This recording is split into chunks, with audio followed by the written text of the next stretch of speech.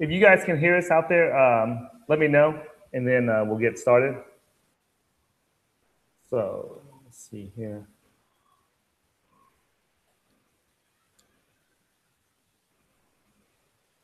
It's been a while since I did a broadcast on NXT. There's just been so many coming out. Yeah. Okay, so I got a confirmation from Steve DeWitt that the audio and the video is good. So let's go ahead and get started here, Travin. Sure. So what's up, guys?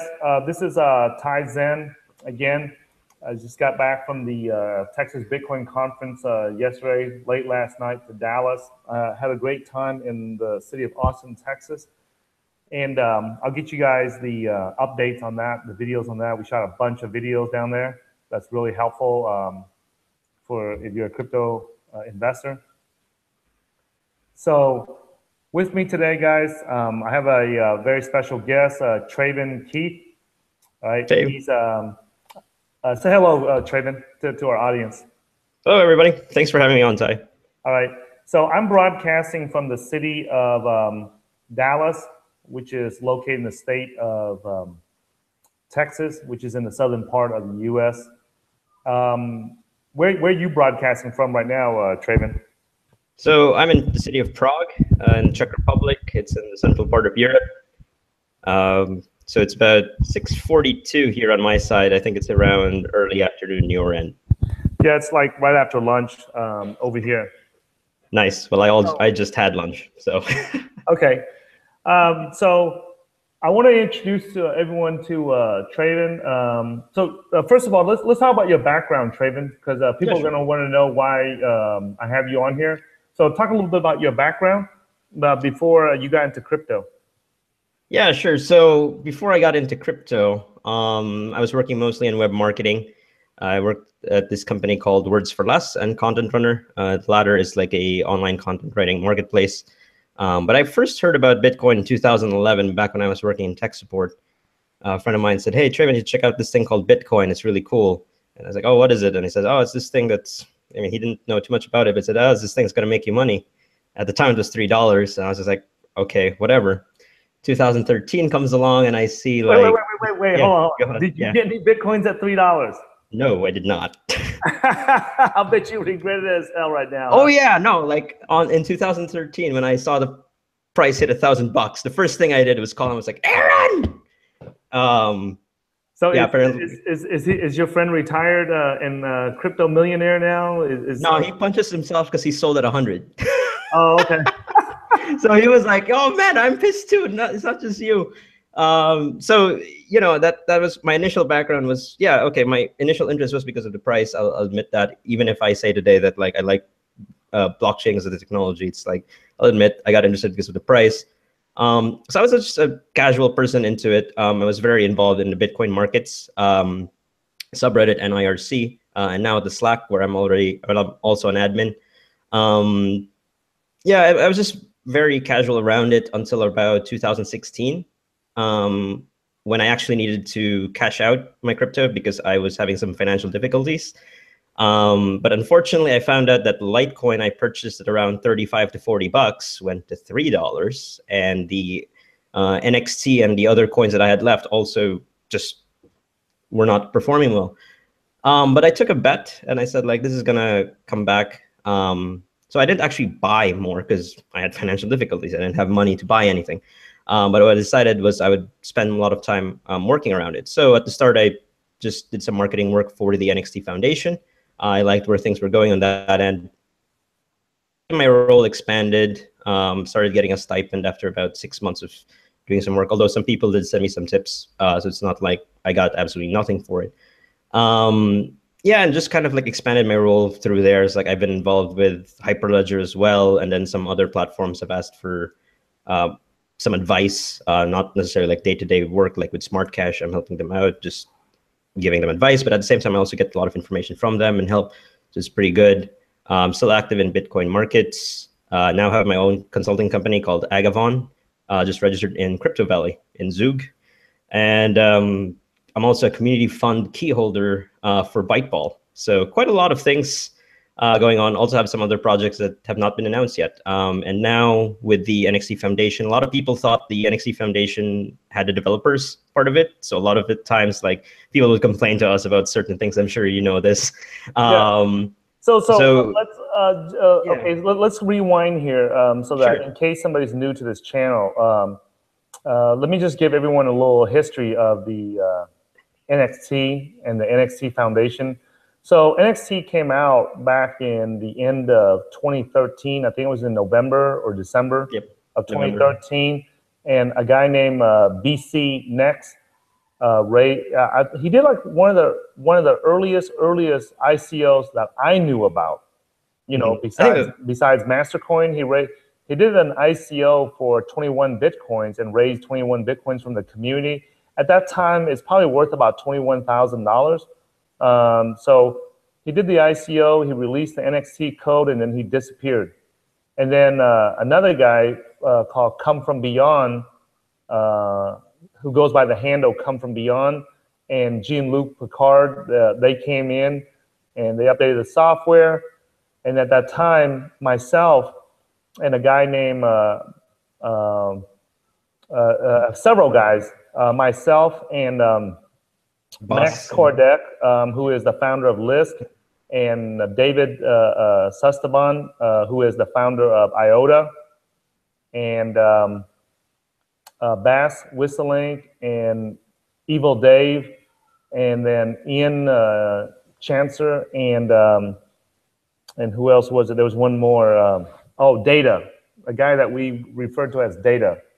And so so we started the Nxt Foundation to help promote NXT.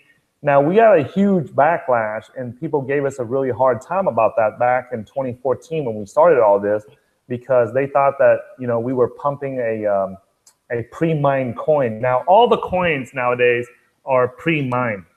Now, NXT was like one of the first ones to come out with a quote-unquote pre-mine, where all the coins were produced on the day that the Genesis block was released.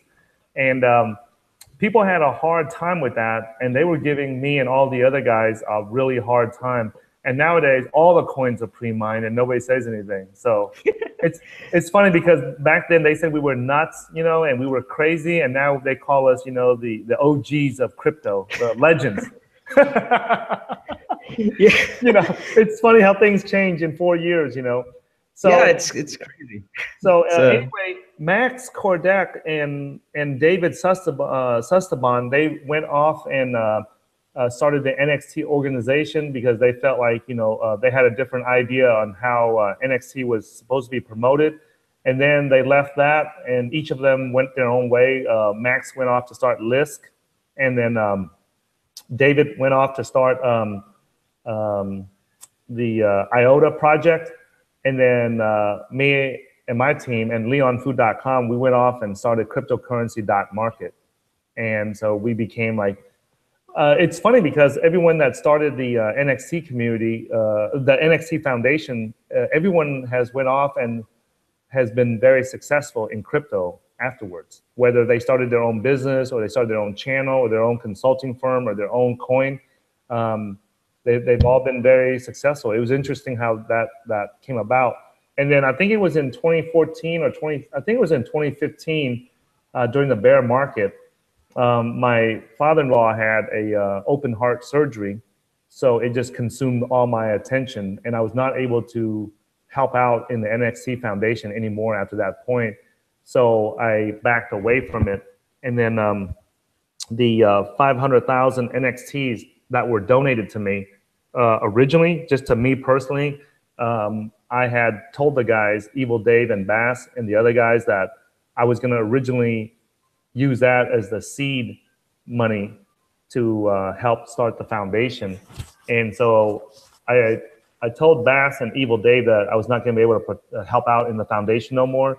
So I left the 500,000 NXTs to them to be in charge of it. And then I went off to help my father-in-law, who was having open heart surgery. So it's been a while since I had an NXT update, you know. So talk about how you got involved into the Nxt Foundation. Yeah, sure. So first I would say, like, thanks. That's a very nice donation, and totally respect that gesture. Thank you very much.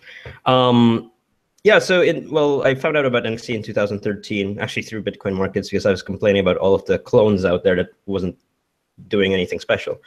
I'm not much of a forum person. Like to this day, I don't spend too much time on Nxt forums. So I was on the IRC a lot. So I've just been hanging around there quite a lot. CFB was actually the one who gave me OP status on there. So that was pretty interesting. Yeah, I just looked at at where all of the coins that I held, where were they in terms of development, and Nxt by far was very advanced in terms of development. I mean, even through the bear market, Jean-Luc and Riker and all of the other developers still added new features, and it was awesome. Yeah, I also want to mention that the guy BC Next that originally did the ICO and started NXT. It was later on, I guess he went off and disappeared. But then, there was a lot of speculation that the guy Come From Beyond that goes by the handle Come From Beyond is actually BC Next. And then I found out later on that it was revealed that he was BC Next, even though he claimed he wasn't. Then later on, he admitted that he was BC Next, and he was the one who started NXT. So he and David Sesteban is now the ones that founded IOTA. So yeah. I think I don't remember when CFB left. I kind of went on my hiatus before he did. Just a quick background, additional background. I took a hiatus between 2014 and 2016 because I had some life issues to take care of. Moving around quite a lot, so I couldn't keep up with too many things, unfortunately. But yeah, so I just reached out to Boss and Dave. I was actually going to Amsterdam, flying all the way from the North Pole for another event, not related to crypto. There's this thing called Mars One. It's this project that's trying to go on a one-way trip to Mars.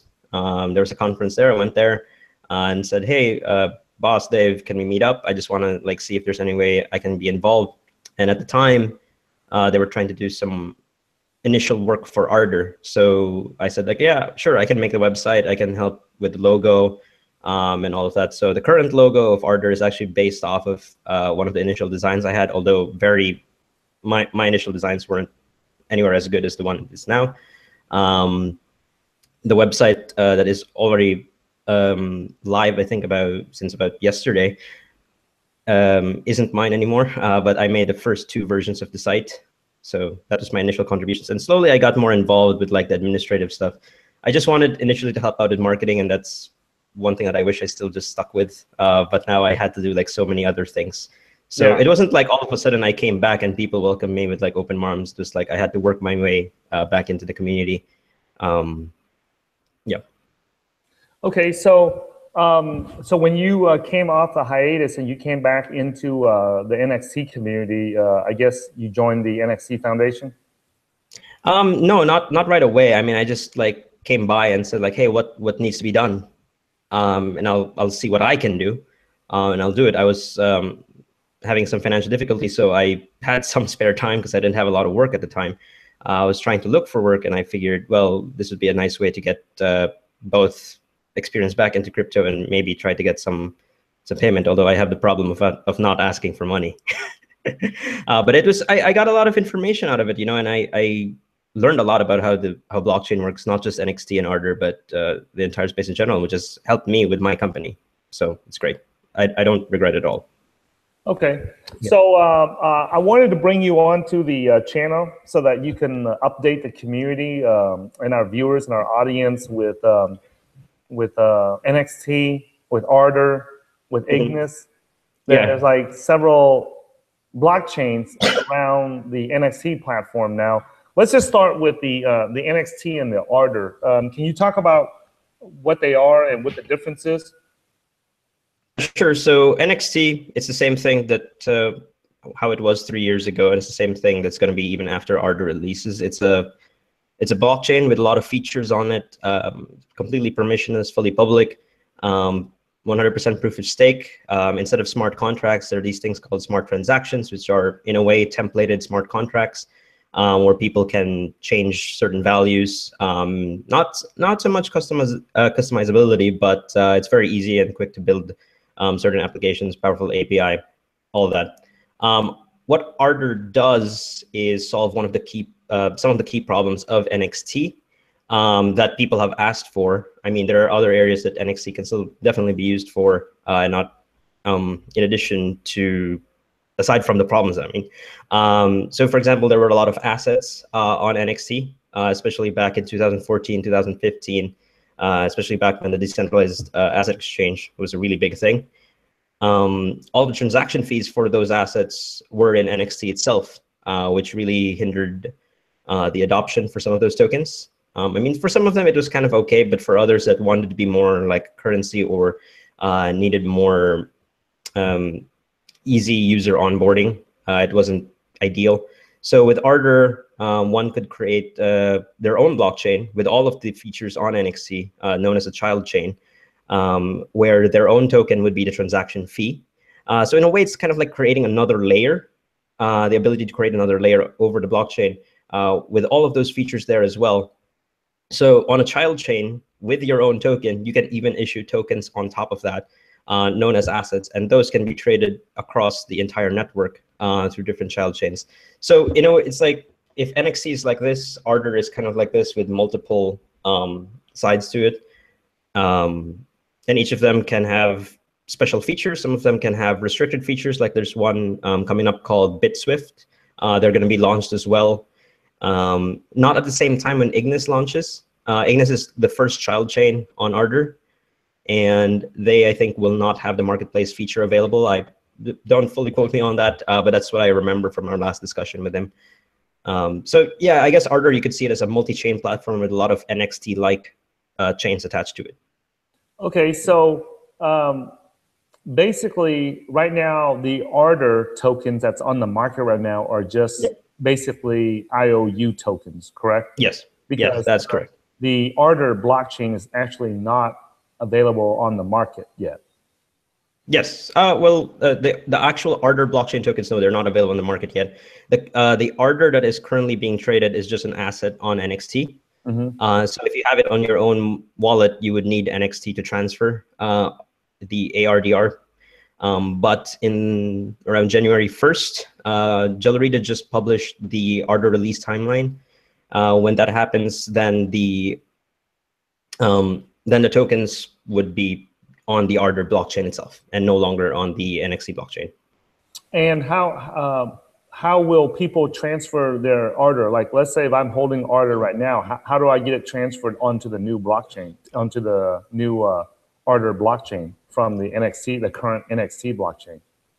Yeah, so if you have it on the NXT wallet, you don't need to do anything. A few days before January 1st, there's going to be a lock on the Ardor assets. So you can't trade them, you can't move them around. And then when the Ardor blockchain launches, using the Ardor wallet, you just enter the same passphrase that you had for the NXT wallet, and you'll see your Ardor there immediately. You don't need to, there's no claim process or anything like that. If you're using the NXT wallet and you hold the private keys to the account. As for exchanges, if you keep it on exchanges, it depends. We're still talking with exchanges to see how it'll work out. I think we might have different answers for various different exchanges, but we're going to try to make it as simple as possible. Talking with Gellerita, they're the developers, and other members of the foundation, like Ben Broke, his name is Juan. He's doing a lot of work on that as well. And all of the exchanges have so far, most of them have been receptive and just saying like, yeah, keep us updated. But so trying to make it easy for everyone. Okay, so that sounds like a pretty easy migration to get your Ardor tokens from the current NXT blockchain over into the new Ardor blockchain that is going to come out in January. Yeah, from a user perspective, yes, but from our side, it's a bit of a tricky thing. Also because of the snapshot of NXT balances. So for every NXT one holds, they're going to get 0.5 Ignis tokens. These are the tokens of the child chain Ignis on Ardor. So that's a snapshot there. And then the token balances are assigned to the Ardor account. So there's essentially like two snapshots happening at the same time. And then one blockchain being created, which has two different tokens. So from our side, it's going to be difficult. Okay, so let's talk about the Nxt Foundation and Gellerita. Gellerita. Yeah, Gellerita. Okay, so Gellerita is a combination of like 3 individuals that started that company. Is that correct? Yeah, well, the name comes from 3 individuals who were part of the company creation. Jelu is Jean-Luc, Ri is Riker, and Da is Damelon. Yeah, and But Damelon is Bass. His real name is actually Damelon is his handle, but his real name is Bass Whistling. He's one of the guys that originally myself, him, and David Sustaban, Max, everyone, we and Evil Dave, and Ian and Data, we were all the guys that set up the Nxt Foundation. yeah, he's no longer a part of Gellerita. He's still part of the Nxt Foundation. He's working on various different projects right now. You can look him up on Twitter, Devilon BCWS. He's doing a lot of very interesting things. So, but he's still on good terms with the community, definitely. There's other people on the team now as well. This guy named Petko. He's one of the developers. He just joined full-time recently, actually. And Kristina Kalcheva, who's their legal expert, and then Tomislav Gaunchev, who's his handle is Berzelius, and he's also one of the developers. I think his title is software architect. I forgot the actual title, but he does a lot of development work as well. And Riker is Lior Yaffe. He's been a lot more public now, as opposed to in the past when a lot of developers were pretty silent. That's why the Nxt Foundation was created, so that we could kind of like have a face to everything. But now they're taking that role, so that's great. So what is the role of the Nxt Foundation now, and the role of Gellerita now? Yeah, so Gellerita is going to handle all of the development work, and they're going to, as they have done before, and they're going to largely be the ones taking charge of the entire operation for both Nxt and Ardor. When I mention Ardor, I also include Ignis under there because they're part of the same network. For the foundation, that's been a question that has largely been left unanswered for the past year until recently. I was working on this thing called the Ardor and Nxt group, ANG. So a lot of people assume that when I say Nxt Foundation, I'm part of the team that develops Nxt, which is not true. It's more like the Bitcoin Foundation, where we didn't control the development or really were the leaders of the project. So we tried to, I changed the name so that it kind of communicates that a lot better. So it's really more of like a group of people or projects that are using the technology that want to come together and help each other out, find collaborative effort, collaborative projects, but at the same time to help new people coming on if they want to be more involved, to give them a way to be involved. Because right now it's kind of difficult. Like we've had a lot of people come up and say like, hey, I want to help out, but there's no proper onboarding system. I mean, even with Gellerita, they can hire developers. Yes, that's true. But like for us, like some people want to go present about Ardor or Nxt at a meetup group. They don't know exactly how to do that. There's no resources for them to do this properly.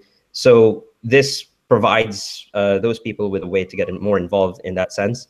And also for businesses, if they want to become more visible to the community. I mean, there's so many times people ask like, what projects are using Nxt and Ardor, or what companies or businesses are around the ecosystem, like Nexter Magazine, very good, hardworking guys there. They've been covering a lot of the news for so long, even if they're not getting paid too much. But so these guys are very integral to the ecosystem, but a lot of people don't know about them. So this group kind of makes it a quick one-stop shop for people who are just new to Nxt and Ardor to take a look and see, hey, what's going on? What are the things using this? I mean, we have them on the forum, but I don't like forums too much. So yeah, I mean, if I was a new guy, I wouldn't take a look at the forum. Okay, so basically, so is it safe to say that Gellerita is the organization? They are almost like the Blockstream of Nxt. So yeah, I don't mean that.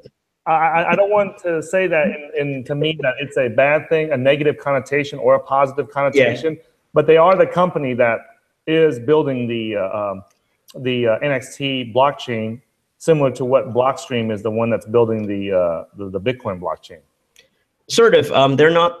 It's not open development. So they're building the products, both NXT and Ardor, and they hold the IP to both of the blockchain technologies. I think it's different with Blockstream because while they do develop the Bitcoin blockchain code, they don't hold the IP rights to the entire software. I think they only hold it to the ones that they actually wrote. Or I think I'm not a lawyer, so I don't know licensing laws yet. Although I'm taking a class on that sometime soon, because I do need to get up to date on that. So is where is the focus of Gellerita? Because if they have to build software for the NXT blockchain, the Ardor blockchain, and the Ignis child chain. I mean, that's a lot of work. I mean, how are they able to do all that? I mean, obviously one is going to get more attention than the others, don't you think? Yeah, well, that's a fair point. So one, I should clarify that any work that's done on Ardor will benefit Ignis as well. Like if they develop a new feature for Ardor child chains, Ignis is going to get that. So it's really two blockchains. Both of them are quite similar. A lot of the features that's found on Ardor, if it doesn't require the whole multi-chain architecture, it will be ported over into NXT. And NXT will still be supported for at least 3 years. And to answer your question about how they're going to be able to handle both platforms, well, that's one of the reasons why they had they're having the ICO for Ignis, because they need funding. As you mentioned, they only raised 21 Bitcoin, and that was all kept by BC Next. Although I think like he paid CFD some of that. Well, yeah, it's the same person. Yeah, you know what I'm saying. Well, in my theory is that he's more than one person, but anyway, it actually was less than 21,000. I think it was like 15 or 6, somewhere around there, but much less than 21,000. But anyway, so they're gonna look into certain licensing projects. So with the current license of NXT and what the license will be for Ardor, if someone wants to modify the software and close source it, they wouldn't be able to do that without a license from Gellerita. So any business that wants to use the system for internal use, they would need to, but in production, not just experimentation, they would need a license from Gellerita for it if they want to keep it closed source. So that's one of the areas of monetization that they're looking into. Also some consulting services and some other areas around that, around those two main things. Okay. Yeah. So basically, is there anybody that's still going to be working on NXT's blockchain when Ardor comes out in January? Yeah, I don't know exactly how many developers will be working on it. I know they're actually hiring developers right now. You can, if anybody's interested, on their website, gellerita.com, they just posted about 3 job openings. So I don't know exactly how many developers they'll have dedicated to NXT, but I do know that they'll be supporting it, and they'll be backporting some features from Ardor into NXT if it's a deal. So another thing also to mention is that on NXT, it has this license called the Gellerita public license. Pretty much if somebody clones NXT, they have to give 10% of all of the tokens that they have with their new blockchain to NXT holders. And Gellerita released this thing called the blockchain creation kit. So this 10% fee is applied directly. So the developers of the new blockchain don't have to worry about it too much. Okay. So now talk about the Ignis token distribution, token sale, or what's going on with that? Because every time I open up the NXT wallet, I see it there at the top. Yeah, so the Ignis token sale, it's going on the NXT wallet itself. So it's not a separate, it's not a centralized website. It's completely on a decentralized wallet. So it has a bit of some challenges, which a lot of people complained about during the first 2 rounds, understandably so. I didn't get in the first 2 rounds, by the way. It's so half of all of the Ignis, around half of all of the Ignis are distributed to NXT holders. The other half is used for this ICO, where people can use NXT to purchase Ignis. So if people don't want NXT anymore, this is a great way to get the tokens for the new blockchain. the rates also were very attractive in the early stages, which is why there was a lot of attention around it. Yeah, and Gelrida might be using this platform, the interface for that for other projects soon. I don't have the exact details on there. I'm not part of Gelrida, so but it's interesting what can be done on the NXT wallet itself. There's a lot of features on there, and they just added this other one, so it's fantastic.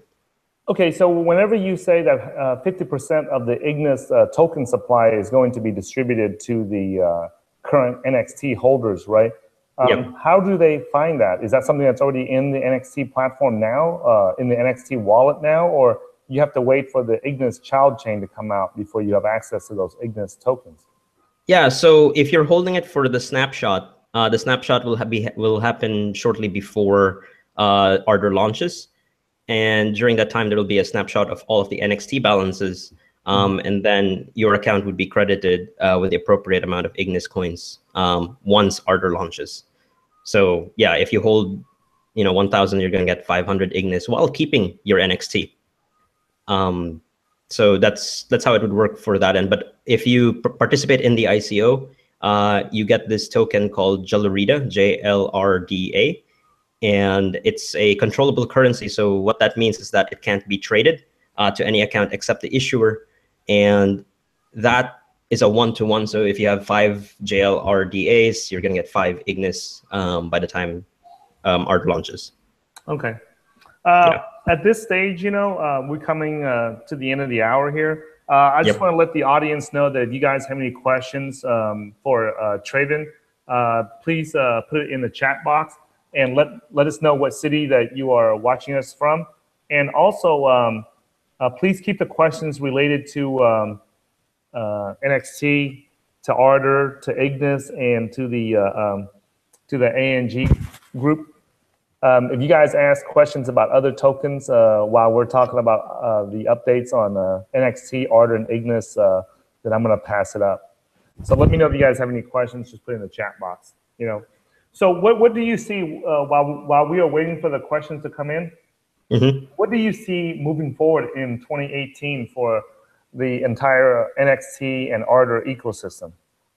So, well, I'm hoping that ANG will be a fully operating entity or initiative, rather. It's still going to be under the Nxt Foundation, at least at the start. We're going to look into whether if it makes sense to create a separate organization or not, but for now it's going to be under the Nxt Foundation. I envision that it'll be easier for people to get involved, and that there will be a lot of structure in place to make sure that people who want to get involved don't spend so much time doing unnecessary things like trying to find the right information on the wiki or trying to get slide templates for their presentations. Like all of that will be ready. They can use their time to do the actual work more, because a lot of people who are part of the community are not like me. They are just doing this part-time, like maybe like 1-2 hours a week. So they don't have the time to go through the wiki and spend hours just reading through the forum to see what happened at this time in 2016. I'm getting a lot of feedback. Are you hearing that? I'll move my microphone. Okay. Yeah, and also I see that a lot of the projects that are around NXT and Ardor are better able to communicate with each other. I mean, a lot of them probably will be working on their own, but let's say there's a plugin that 5 projects could really use, but they don't have the time to dedicate resources for individually to work on that plugin. With ANG, it would be easier for them to communicate with each other and find each other because they need those. And then instead of one company spending the whole thing on the one plugin, the costs for development would be split on those 5 businesses. And then they could create the plugin and then maybe make it free to use for everybody. Maybe if they don't care that it's used by other people, there are certain software that people just need and they don't mind if somebody else has it too. So I can't say anything specific. I'm not a developer myself, but it's something that I'm hoping will happen next year. So the director position, I'm just a preliminary director. The director position will be open on January 15th, 2018. There will be an election. So if anybody's interested, please let me know or take a look at, just keep up with the news around it. I can't be the director after January 15th. The reason for this is because I'm part of so many projects that will also be members of ANG. And while I, throughout my time in the Nxt Foundation, I tried to be impartial, I tried to be fair, and I tried to not be biased. There will come a time when a project gets denied something, and they're a competitor of one of my projects, and it's just going to cause a huge argument, and it's not going to look good for everyone involved. Also, I'd like to focus more on the projects I have while still being part of the community and still helping out, obviously. And so this one would need to be a full-time role where that person just works on ANG. So, yeah. Okay. So we got a question coming in from, I guess it's, I don't even know how to say his name, his first name, but it's Hamsun. And he asked, how deep will NXT fall before it comes back? Do you believe it will go up before Ignis snapshot? Yeah, I don't really know. I don't generally answer questions about speculation because I mean I tried to do TA and market analysis, but I'll tell you what. I'll answer that question for you since it's a trading related question, and Sure. we're a trading channel. So let me ask that because I brought you on to update the community about the software, not about trading and investing. So how deep will NXT fall before it comes back? As long as Bitcoin goes up, it's going to create what's called a seesaw effect. And I have a video on that if you don't know what the Bitcoin seesaw effect is. But basically what it is that as the price of Bitcoin goes up, it's going to require less Bitcoins to purchase the NXTs or the Ardors. So, and it's not just the NXTs or the Ardors, but any altcoin that is purchased with Bitcoin. So anytime Bitcoin goes up, you guys can expect the price of all the altcoins to go down, not just NXT or Ardor, all of them will, until it reaches a certain point, and then it'll catch up and then come back up. And then, do you believe it will go up before Ignis snapshot? There's a possibility. I mean, anytime there's a good news on any cryptocurrency, there tends to be a price increase. But just because it happened in the past does not mean that it will happen again in the future.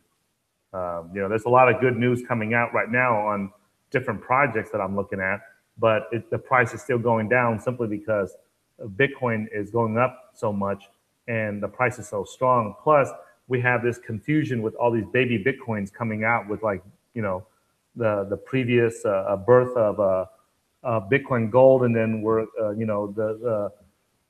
the birth of Bitcoin Segwit 2X is also expected to come out here next sometime in this month of November coming up. So it's hard to say, Andrea said, greetings from Vienna, Austria, but no question there.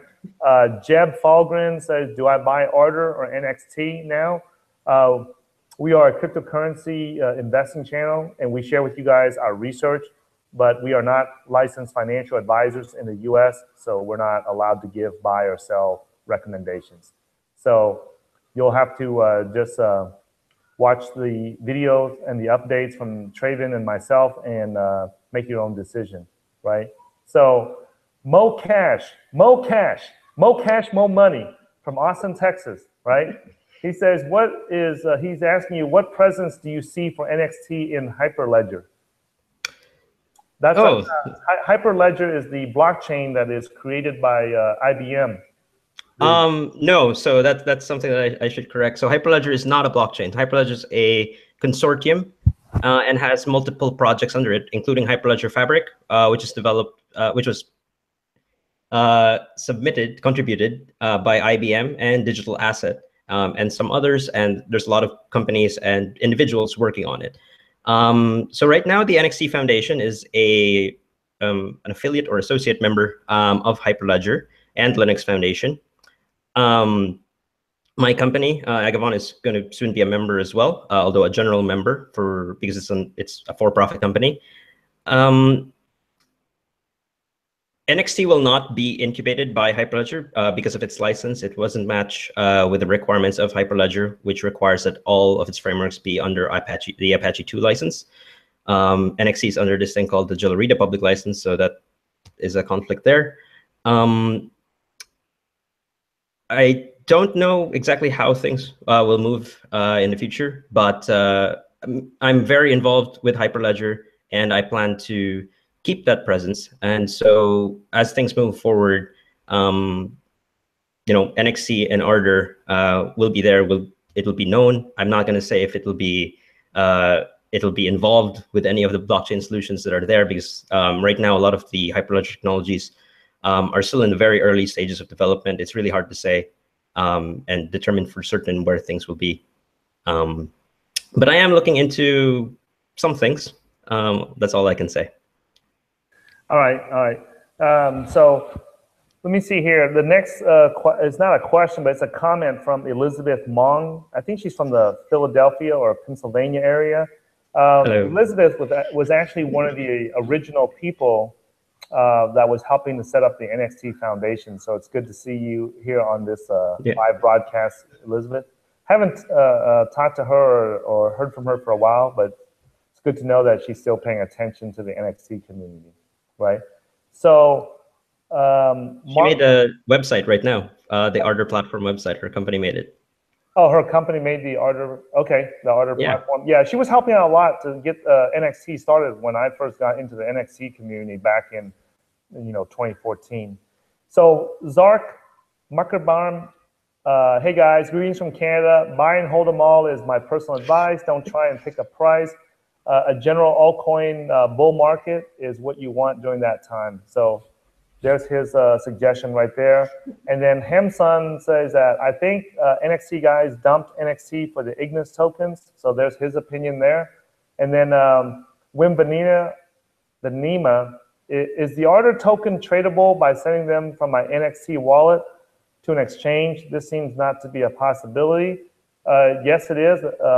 You can send it to any exchange. Go to CoinMarketCap and type in ARDR for the symbol in the search, and it'll pull up and it'll tell you, I think it's under markets, and it'll tell you what exchange it's being traded on. Click on that exchange and find out and use the one that has the most liquidity or the most volume traded.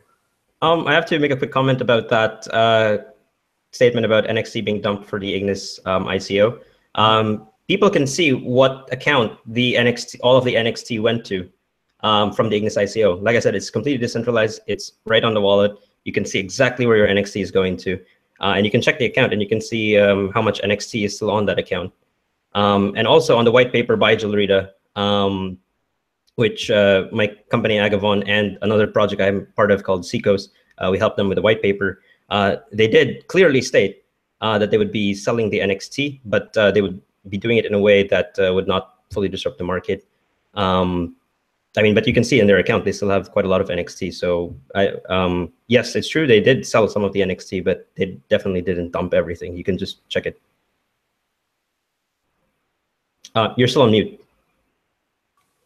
Okay. All right. Thanks for the clarification on that. No problem. Let me see. For some reason, I'm getting that same question multiple times here. So let me just answer for everyone so that it's correct. So if you go to CoinMarketCap and you type in ARDR for the symbol for Ardor, and there's several tabs at the bottom, it says that Ardor is being traded at Bittrex and Poloniex. So those are two of the more reputable cryptocurrency exchanges. I have purchased coins on both of those exchanges multiple times before, and they work fine. So if you need to get any, you can get it from there. That's not a buy or sell recommendation. It's just to answer your questions of where you can get it from.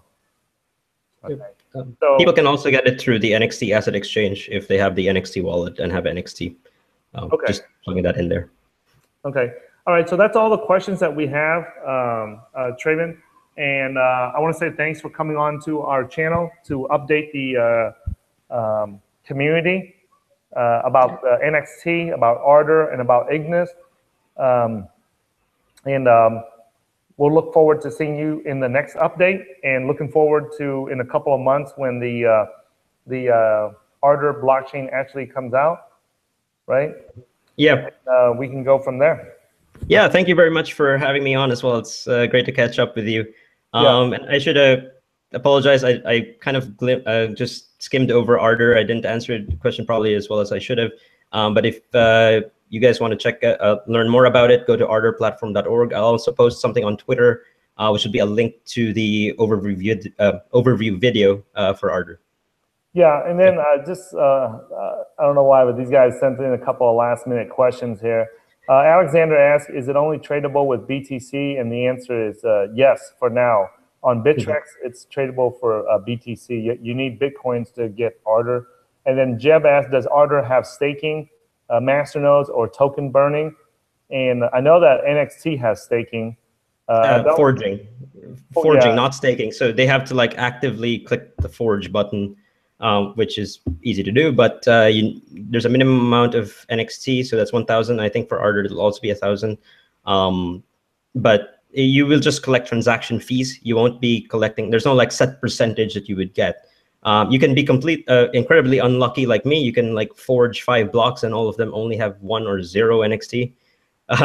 Or you can be extremely lucky and forge every now and then, but get to forge the block where somebody's creating a new token and collect the entire transaction fee from there. So. Okay. Well, thanks for answering that. And then, no problem. Thanks for joining us, guys.